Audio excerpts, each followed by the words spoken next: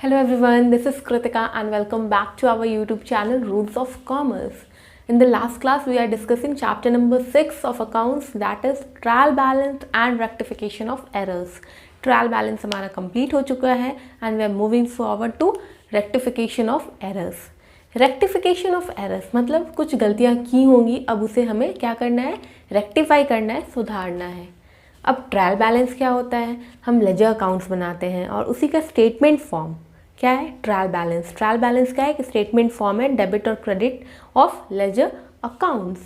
हम trial balance बनाते हैं, उसका भी debit and credit side should match और वो मैच भी कर जाता है, but we can't say that वो 100% प्रूफ है कि हमारा पूरा बुक्स ऑफ अकाउंट जो है वो सही है, एक्यूरेट है.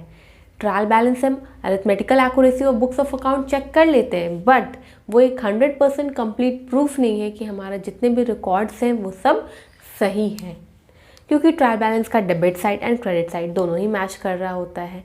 लेकिन फिर भी कहीं ना कहीं गलतियाँ रह जाती हैं जो हम ट्रायल बैलेंस में नहीं समझ पाते. तो there are certain types of errors. There are 4 type of errors which we are going to study. पहले हम पढ़ने वाले हैं कि एरर्स क्या होता है, फिर एरर्स को लोकेट कैसे करेंगे और फिर उसे रेक्टिफाई कैसे करेंगे. तो एरर्स जो है हमारा 4 टाइप्स का होता है. फर्स्ट है error of omission, second errors of commission, third is errors of principle and fourth is compensating errors. First point पे आते हैं, that is error of omission. Omission का वर्ड ही मतलब क्या होता है, मतलब आपने उसको रिकॉर्ड किया ही नहीं होगा, या फिर पार्शियली रिकॉर्ड किया होगा, या फिर आप कंप्लीटली रिकॉर्ड करना ही भूल गए होंगे. तो एरर ऑफ ओमिशन होता है कंप्लीटली और पार्शियली ओमिटेड. आपने पूरी तरह से उसे रिकॉर्ड करना भूल गए, या फिर आपने 2 पार्ट होता है ना एक ट्रांजैक्शन का, आपने एक बुक्स ऑफ अकाउंट में रिकॉर्ड किया लेकिन सेकेंड बुक्स ऑफ अकाउंट में आप रिकॉर्ड करना भूल गए हैं. एरर ऑफ ओमिशन जो है वो भी 2 टाइप्स का होता है, that is complete omission and partial omission.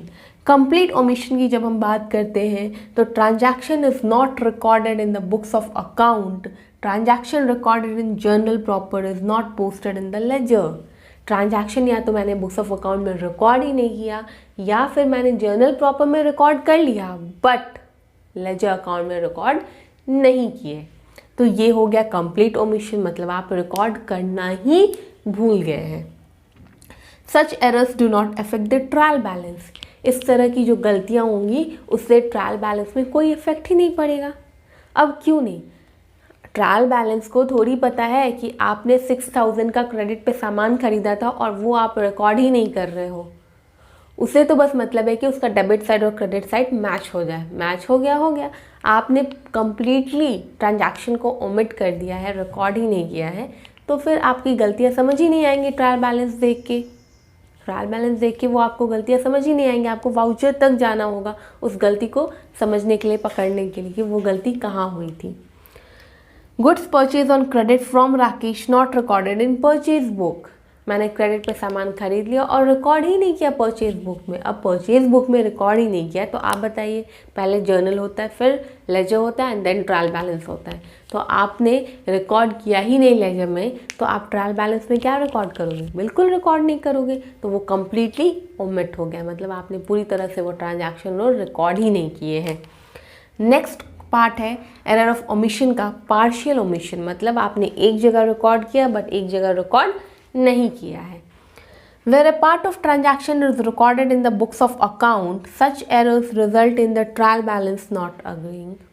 आपने क्या किया, परचेज बुक, आप परचेज कर रहे हो 10,000 का सामान आपने X से खरीदा है, तो एंट्री क्या होगी, purchase account debit to X account.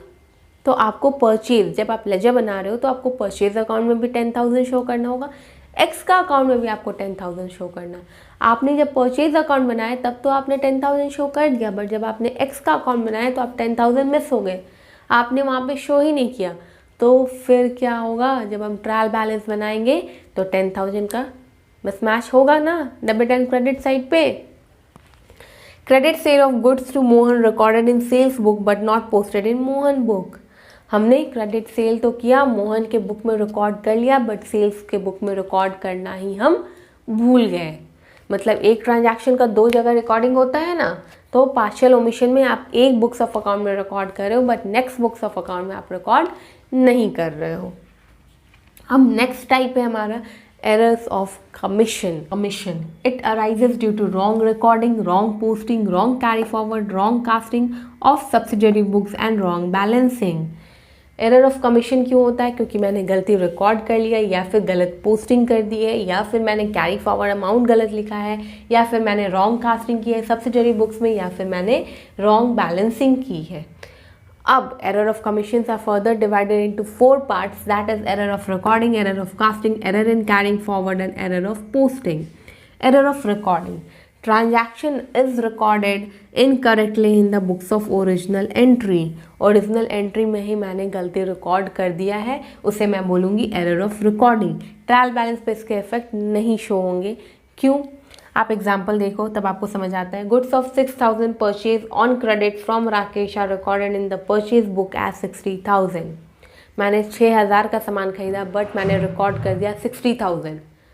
तो अब रिकॉर्डिंग वाले वो परचेज बुक को थोड़ी पता है कि आपने 6000 का सामान खरीदा और 60,000।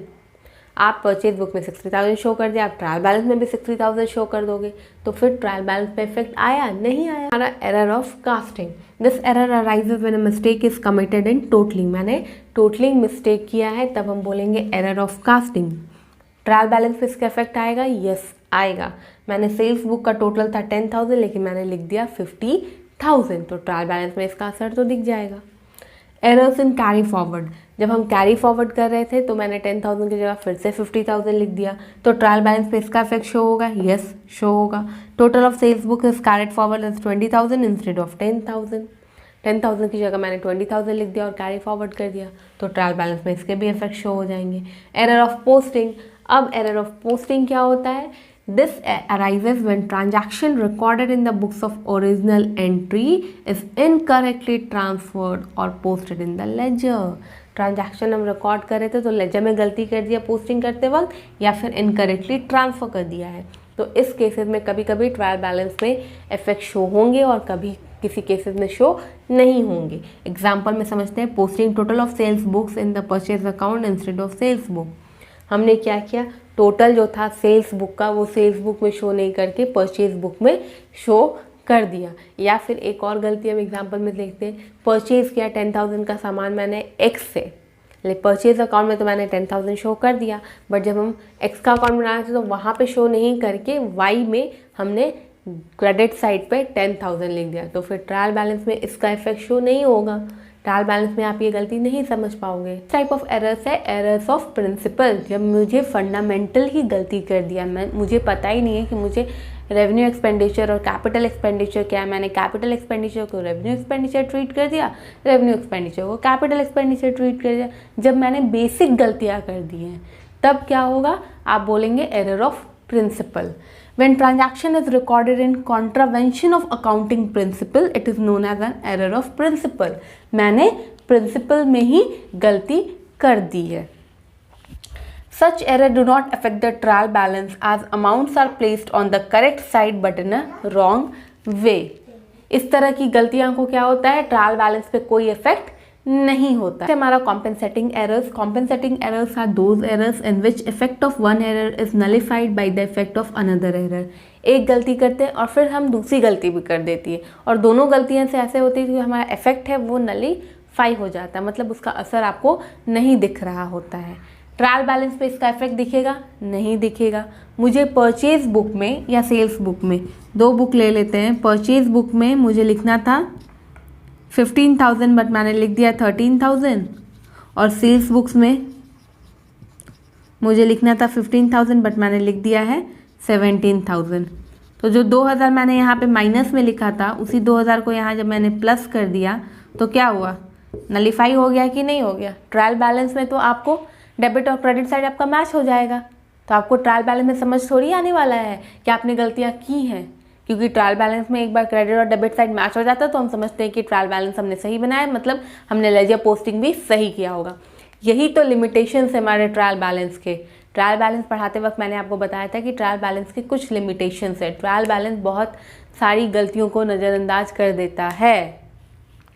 तो कॉम्पेंसेटिंग एरर्स क्या होता है? ऐसी गलतियां जो आपस में एक दूसरे के इफेक्ट को नलीफाई कर देती हैं और इनका ट्रायल बैलेंस पे कोई भी इफेक्ट शो नहीं होता है। अब एरर्स भी जो है वो उनकी भी दो कैटेगरीज हैं, एक जो ट्रायल बैलेंस को इफेक्ट करती हैं और दूसरी जो ट्रायल बैलेंस को इफेक्ट नहीं करती हैं। ट्रायल बैलेंस को जो इफेक्ट करती हैं उन्हें हम वन साइड एरर भी बोल सकते हैं और not affecting the trial balance can also be termed as two side errors. अब वन साइड एरर्स क्या होता है और टू साइड एरर्स क्या होते हैं? एक टू साइड एरर्स में तो आप कंप्लीट ओमिशन ही बोल दो, आपने कहीं रिकॉर्ड किया ही नहीं, कहीं आपने रिकॉर्ड किया ही नहीं तो ट्रायल बैलेंस पे कुछ भी इफेक्ट आएगा ही नहीं। But affecting the trial balance, ऐसी कौन सी गलतियां हैं जो ट्रायल बैलेंस को इफेक्ट करती हैं? अगर मैंने टोटलिंग मिस्टेक कर दिया, अगर मैंने कैरी फॉरवर्ड में गलती कर दी है, अगर मैंने परचेज कर लिया और परचेज बुक पे एंट्री कर दी बट एक्स के बुक में एंट्री नहीं की है, तो ये सबसे क्या होगा? वन साइड एरर है। एक जगह तो अमाउंट शो हो रहा है, नेक्स्ट जगह अमाउंट शो नहीं हो रहा है, तब आपको ट्रायल बैलेंस में इसका इफेक्ट शो होगा। तो ये थे हमारे type of errors. All for today. Bye bye बच्चों. Keep learning, keep hustling and don't forget to like, share and subscribe and do hit the bell notification icon to get the latest update.